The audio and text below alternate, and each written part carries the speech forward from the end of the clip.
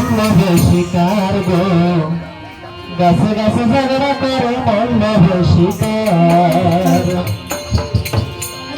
পরিবেশ বাঁচাইতে চাও বেশি বেশি গাছ লাগাও গাছে গাছে ঝগড়া করে মল্ল শিকার গো গাছে গাছে ঝগড়া করে মল্ল শিকার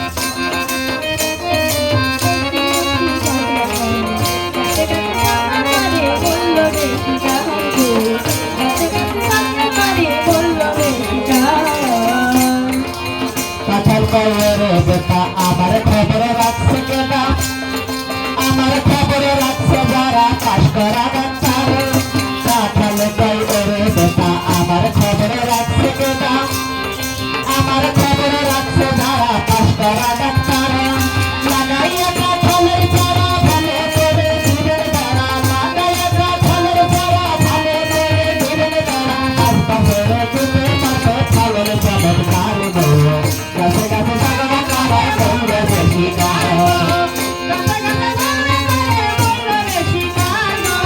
গাছে গাছে ঝগড়া করে মল্ল আপ পয়সা মেরে জ্যেষ্ঠ মাস আসিলে পরে মেরে জামাই দাওয়াত করা সকলের দরকার আপ পয়সা মেরে জ্যেষ্ঠ মাস আসিলে পরে মেরে জামাই দাওয়াত করা সকলের দরকার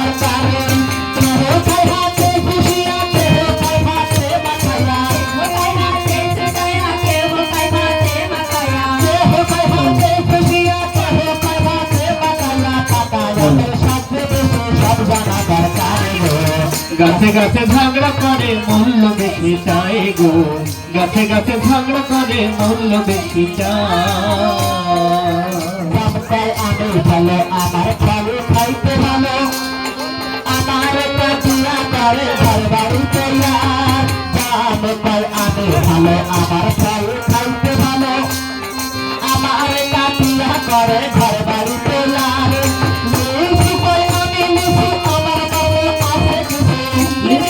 আমি কিছু আমার ভালো আছে কিছু আমি আমার ঘরের আছে কিছু আমি গাছে গাছে ঝগড়া করে মূল্য বেশি চাই গো গাছে গাছে ঝগড়া করে মূল্য বেশি চাই ভালো পাই করে খেজুর খেজুর পায়ে সঙ্গে হুজুর আমার রাষ্ট্র বেরোর সকলের দরকার ভালো পাই করে খেজুর খেজুর পায়ে সঙ্গে হুজুর আমার রাষ্ট্র বেরোর সকলের দরকার ভালো পাই দেখতে বেটা আমার বলে জানে বেটা ভালো পাই দেখতে বেটা আমার বলে আছে বেটা ভালো পাই দেখতে বেটা আমার বলে জানে বেটা ছাত্র মাসের সালের পিতা খাইতে বাবা তার গো গাছে গাছে ঝগড়া করে মূল্য বেশি চাই গো গাছে গাছে ঝগড়া করে মূল্য বেশি চাই গাছ কর ওরে গাছ আমার কথা শুনতে পাবো আমার পানি ভারী মিষ্টি সর্বতে তৈয়ার গাছ কর ওরে গাছ আমার কথা শুনতে পাবো আমার পানি ভারী মিষ্টি সর্বতে তৈয়ার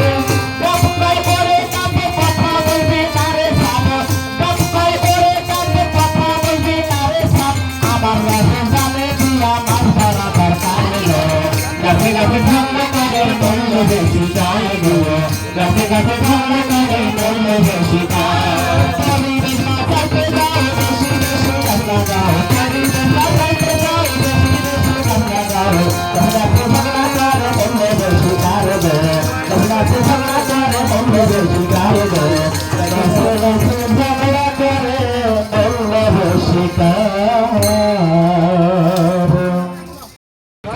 সম্ভব না ভাই দাদা এইসব হচ্ছে জলবায়ু পরিবর্তনের কারণে জলবায়ু পরিবর্তন সেটা আবার কি ভাই জলবায়ু পরিবর্তন হচ্ছে কোন নির্দিষ্ট এলাকায় 30 থেকে 40 বছরের গড় আবহাওয়ার পরিবর্তনকে জলবায়ু পরিবর্তন বলে আচ্ছা সেটা নয় বললাম জলবায়ু পরিবর্তনের সাথে আমাদের কি কি সম্পর্ক দাদা সম্পর্ক আছে আমি বলি শুনেন ওই উপকূলীয় অঞ্চলে কৃষি, জীব বৈচিত্র্য ও পরিবেশ ও স্বাস্থ্যগত ব্যাপকভাবে ক্ষতিগ্রস্ত হচ্ছে।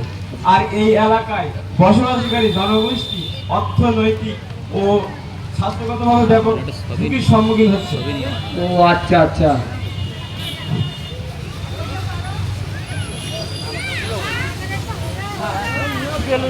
একটা কথা বলি শোনো, বলেন। এই যে উপকূলীয় অঞ্চলে সমুদ্র পৃষ্ঠের উচ্চতা বৃদ্ধি হওয়ার ফলে পানিতে লবণাক্ততা বেড়ে যাচ্ছে। এই বাড়ার কারণে নারী ও শিশুর সবচেয়ে মারাত্মক হুমকির মুখে। তাছাড়া নারীদের প্রয়োজনীয় দৈনন্দিন জীবনের মারাত্মক হুমকির মুখে রয়েছে। ও তাই? ও দাদা, হ্যাঁ ও দিদি। দিদি, শোনেন, আপনারাও শুনেন। নারীরা দৈনিক রান্না করার কাজের জন্য পানি ব্যবহার করে থাকে, যেমন রান্না করা, গোসল করা, কৃষিকাজে, গবাদি পশু পালন, চিংড়ির পোনা ধরা সহ অন্যান্য অর্থনৈতিক কাজে এই লবণাক্ত পানি ব্যবহারের কারণে লিউকোরিয়া সাধারণত পানিবাহিত রোগে আক্রান্ত হয় এই সকল নারীরা, জানেন? তাছাড়া আমাদের উপকূলীয় অঞ্চলে যে সমস্ত নারীদের যে সমস্ত কাজগুলো করে থাকে, যেমন চিংড়ি মাছ ধরা, ছেলা বাছা, গাঙে জাল টানা, এই সমস্ত কাজগুলো এই দক্ষিণ উপকূলীয় অঞ্চলে নারীরা করে থাকে। তাছাড়া এই কাজগুলো করে তাদের এই লবণাক্ততার কারণে তাদের জরায়ু ক্যান্সার হচ্ছে। হ্যাঁ, এই ক্যান্সার হওয়ার কারণে ডাক্তার তাদেরকে বলছে যে জরায়ু কেটে ফেলার সিদ্ধান্ত দিচ্ছে তাদের। আর একটা কথা শোনেন দাদা, বলেন। এই যে আমাদের এই লবণাক্ত পানির কারণে আমাদের এই নারীদের বেশিরভাগই এই জরায়ু কেটে বাদ দেওয়ার ফলে তাদের স্বামীরা এই স্তরে থেকে অন্য স্তরে যেয়ে তারা বিয়ে করছে। আর এই নারীরা তখন অসহায় কেমন দিন কাটাচ্ছে বলেন, শুধু এই লবণাক্ত পানির কারণে। বুঝতে পেরেছেন দাদা? তাহলে সবই হচ্ছে এই লবণাক্ত পানির কারণে। হ্যাঁ হ্যাঁ হ্যাঁ সবই এই কারণে। তাহলে দাদা আমরা আসি। হ্যাঁ, আমরা আসি, আপনারা থাকেন। চলেন ভাই। এই দিদির কথা শুনে মেয়েটার কথা মনে পড়ে গেল। সে দক্ষিণবঙ্গের উপকূলে মেয়েটার বিয়ে দিচ্ছিলাম।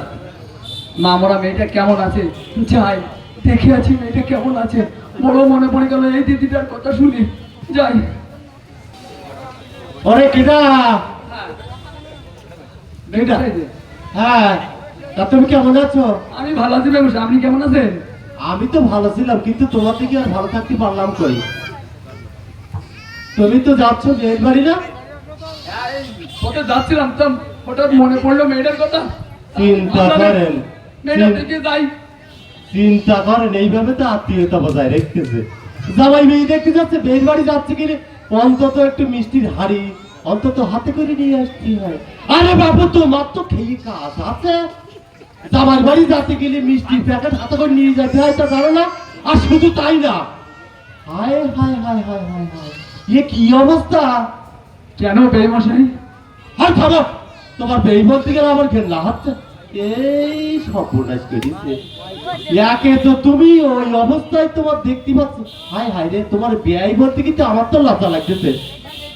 তা তুমি এই অবস্থায় বের বাড়ি যাচ্ছ না নাকি? বেমশাই আসলে এই পথে যাচ্ছিলাম তো তো হঠাৎ করে মেয়েটার কথা মনে পড়ে গেল, তাই ভাবলাম একটু মেয়েটার সাথে দেখা করে যাই।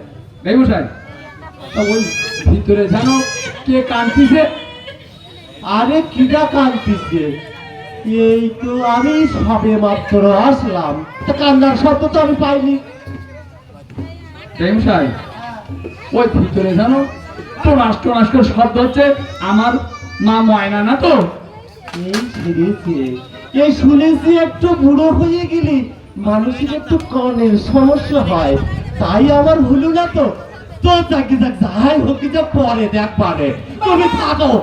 বাবা, এই যে আমার মায়না গোলা। তোমার ওই আয় মা। দাদার সাথে ধরে ধরে মারছে বাবা। বাবা নিশি, তুমি আমার মেয়েটাকে কেন মারছো বাবা? মারবো না তো কি আদর করবো নাকি? হ্যাঁ, আমি ওই সারা রাত জেগে ওই বিলিতে সই কই লাটা শামুক ঝিনুক যা পাইছি, আর বেশি পাইছি ডিমালা মাছ, বুঝছো? বেশ যা পাইছি সব নিয়ে আইছি। আমি মনে করি ও রান্না করতে হবে।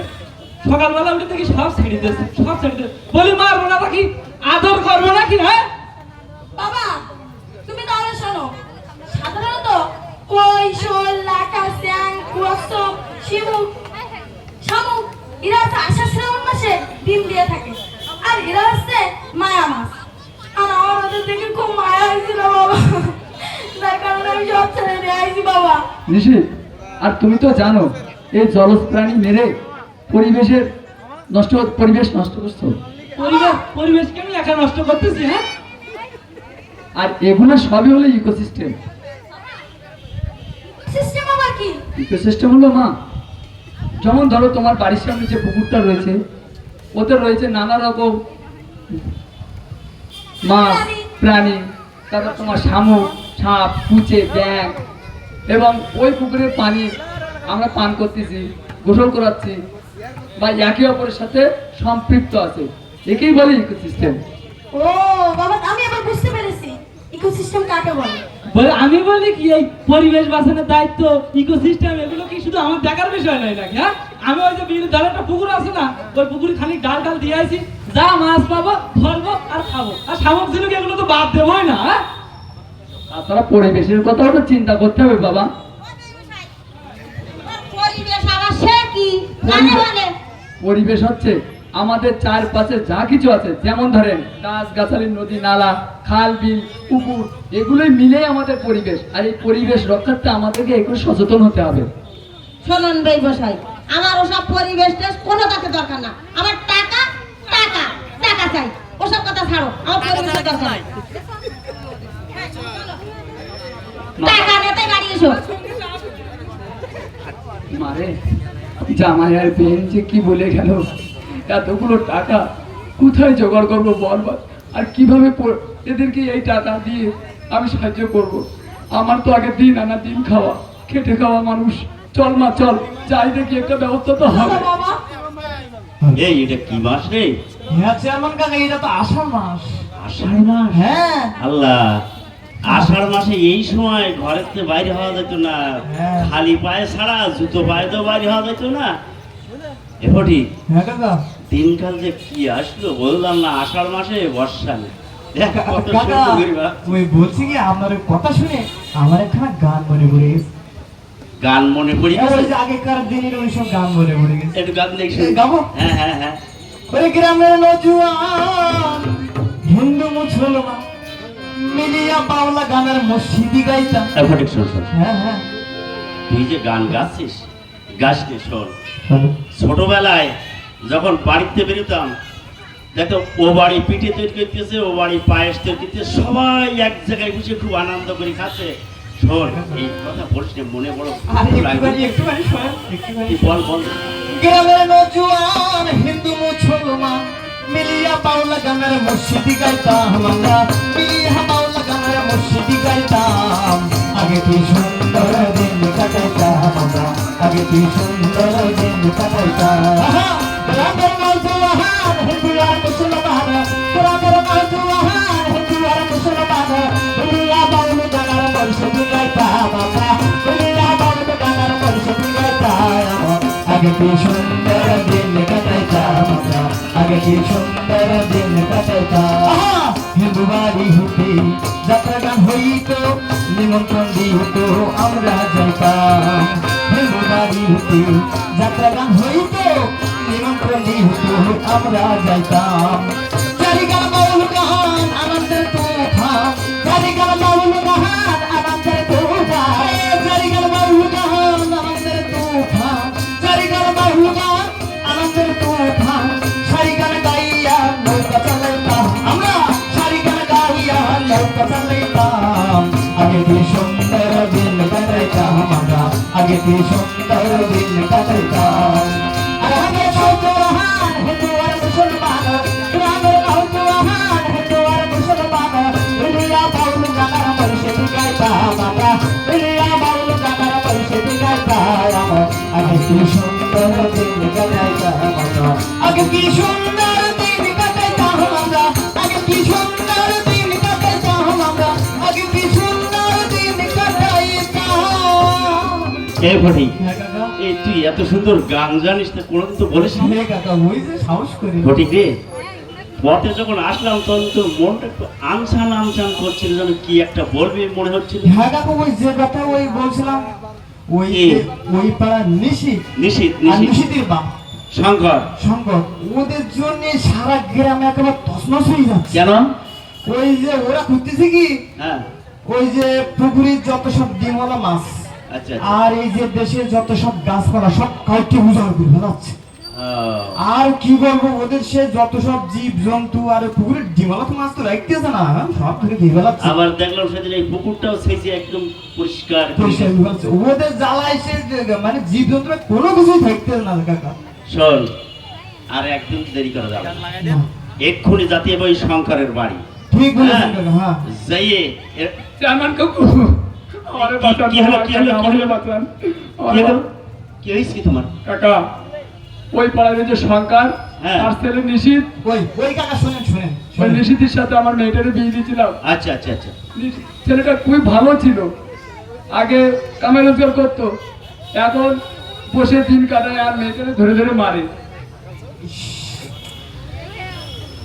কোনো কিছু শোনো, পারেন না কাকা। তোর মেয়েটার মারে কেন? কাকা আপনার বলবো কি, এই নিশীথ কিছু কাংড়া, কুচে, সাপ, ব্যাং এগুলো ধরে নিয়ে আসছিল। ও, মায়া মাছ। ওর সাথে মায়া মাছও ছিল। মেয়েটারে ওই মাছগুলো দেখে খুব মায়া লাগছিল, তাই ছেড়ে দিল। ওই কারণে মেয়েটারে মেরে আমার বাড়িতে তুলে দিয়েছে এবং তার সাথে বলেছে 50,000 টাকা দিতে হবে। ঘটি, আরে কাকা, আর এক বিন্দু এখানে দাঁড়াবো না। আচ্ছা আচ্ছা এই মুহূর্তে শঙ্করের বাড়ি যেতে চলো, হবে। চলো, তাই চলো। এর একটা বিহিত ব্যবস্থাই ঠিক করা লাগবে। বলেছেন চেয়ারম্যান কাকা। চলো চলেন, চলো চলেন, চলো চলো চলেন। চলো।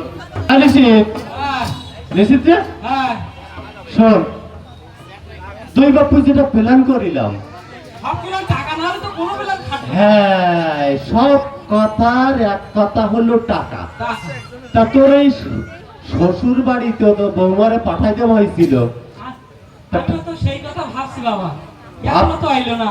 আমারও তো- বাবা, শোনো, টাকা না না আমি কিন্তু ছাড়াবো না আমাকে। এই চুপ কর চুপ কর।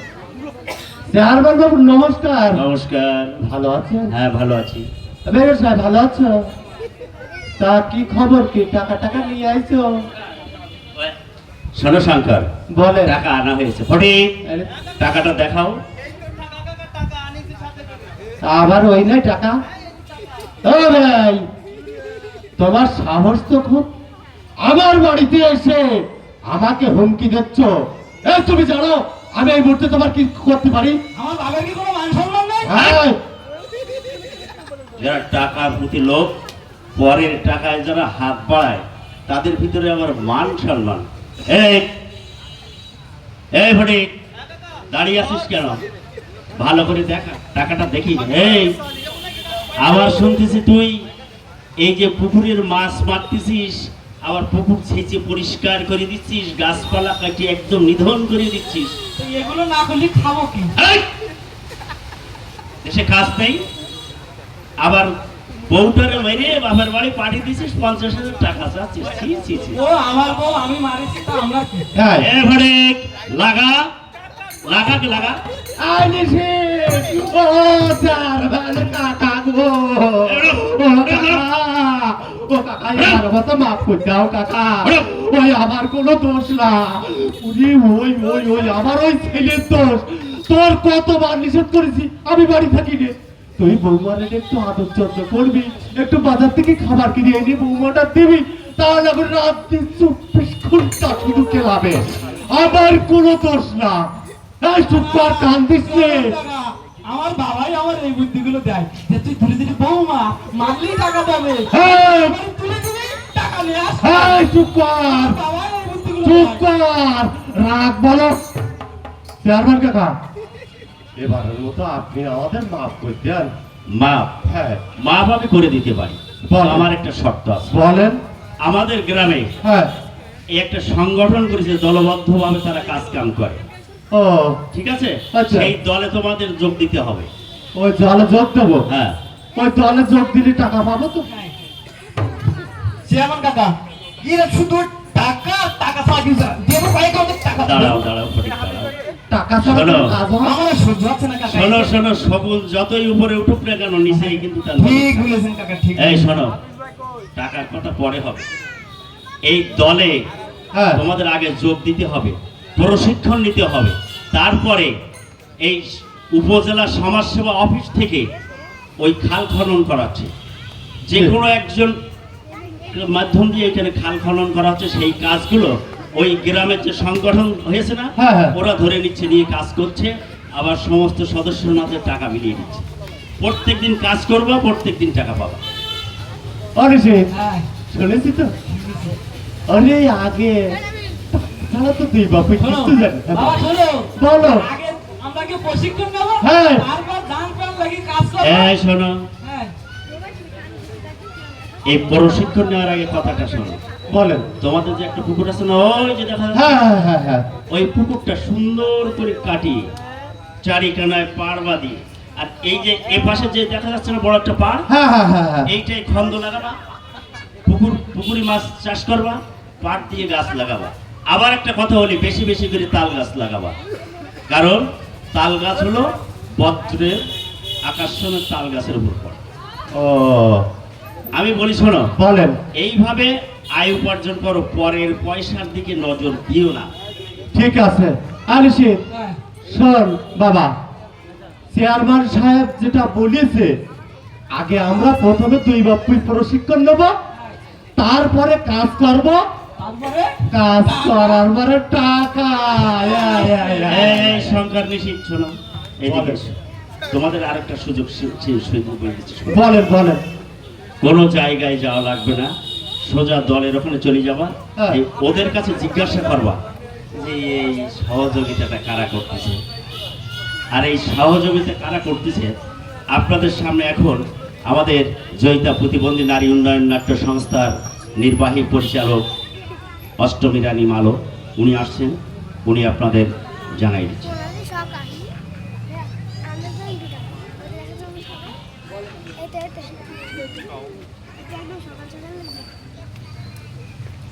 উপস্থিত সম্মানিত সুধীবৃন্দ, আমরা আসলে ইসলামিক রিলিফ এর মাধ্যমে আজকে আপনাদের মাঝে এই পটগানটা দেখানো সৌভাগ্য হয়েছে। আসলে আমরা খুব অল্প সময়ের ভিতরে প্রস্তুতি নিয়ে আপনাদের মাঝে এই অনুষ্ঠানটা আমরা প্রদর্শন করলাম। হয়তো ভুল ত্রুটি একটু হতে পারে, সেটা আপনারা একটু ক্ষমা সুন্দর দৃষ্টিতে দেখবেন, এবং আমরা যাতে আরও সুন্দরভাবে এগিয়ে যেতে পারি। এবং সবচেয়ে বড় কথা হচ্ছে, এই যে পটগান এবং যে পথ নাটকটি আপনাদের সামনে আমরা প্রদর্শন করলাম, এটা সম্পূর্ণ আমাদের নিজেদের লেখা এবং আমাদের নিজেদের চিন্তা চেতনার জায়গা থেকে আসছে। তো ভুল ত্রুটি হতে পারে, আপনাদের মাধ্যম থেকে আমরা আরও উৎসাহ চাই। ধন্যবাদ সকলকে।